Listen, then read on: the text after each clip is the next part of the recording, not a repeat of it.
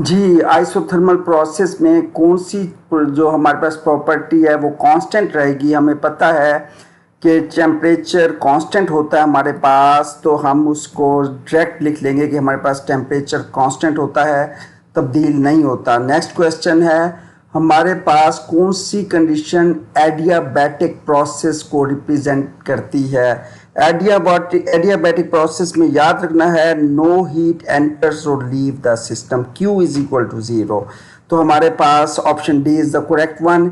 Next है हमारे पास फर्स्ट लॉ ऑफ थर्मोडायनामिक्स के थ्रू हमने ये बताना है कि आइसोथर्मल एक्सपेंशन के अंदर इंटरनल एनर्जी के साथ क्या सलूक होता है। तो हमारे पास पता है हमें Q is equal to U plus W होता है। जो हमारे पास टेम्परेचर जब कांस्टेंट रहता है तो इंटरनल एनर्जी भी तब्दील नहीं हो पाती, तो वो कांस्टेंट रहती है। इसी तरह हमें नेक्स्ट क्वेश्चन पूछा जा रहा है कि फर्स्ट लॉ ऑफ थर्मोडायनामिक्स में एडियाबैटिक कंडीशन को मैथमेटिकली कैसे लिखते हैं। Q is equal to U plus W, और हमारे पास क्या ज़ीरो होता है एडियाबैटिक में, Q ज़ीरो होता है। ये बातें बार बार रिपीट हो रही हैं, आपने जहन में रखना है, specially adiabatic no Q is equal to 0, isothermal temperature का delta T is equal to 0।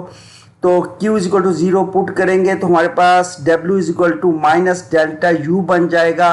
तो option D is the correct one. Next है हमारे पास वही का वही सवाल रिपीट करूंगा मैं, ताकि आपको याद हो जाए कि equation W is equal to minus delta U कहाँ से निकली हमारे पास एडियाबैटिक प्रोसेस से, ठीक है, क्योंकि Q इज इक्वल टू 0 करने से ही ऐसा हासिल होता है। तो ये हमारा option B is the correct one, adiabatic process. Next question है कि हमारे पास कौन से प्रोसेस में इंटरनल एनर्जी में चेंज 0 होता है। जहां हम टेम्परेचर चेंज नहीं करते तो इंटरनल एनर्जी चेंज नहीं होता।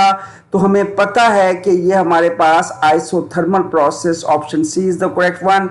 नेक्स्ट है Boyle's law held for the ideal gases in.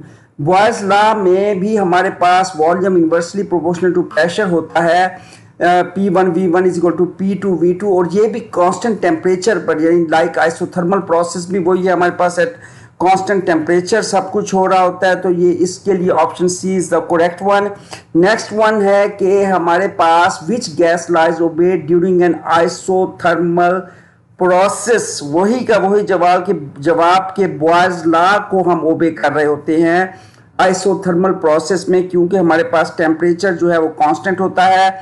Next question है हमारे पास क्लाउड फॉर्मेशन जो होती है एटमॉस्फेयर में, वो एग्जाम्पल किस चीज़ की है। हमें पता है कि लेस एटमॉस्फेयर प्रेशर से गैस एक्सपेंड होती है, काइनेटिक एनर्जी लॉस्ट होती है और एयर कूल हो जाती है। ऐसा तब भी होता है एडियाबैटिक प्रोसेस में, जो है हमारे पास option D is the correct one.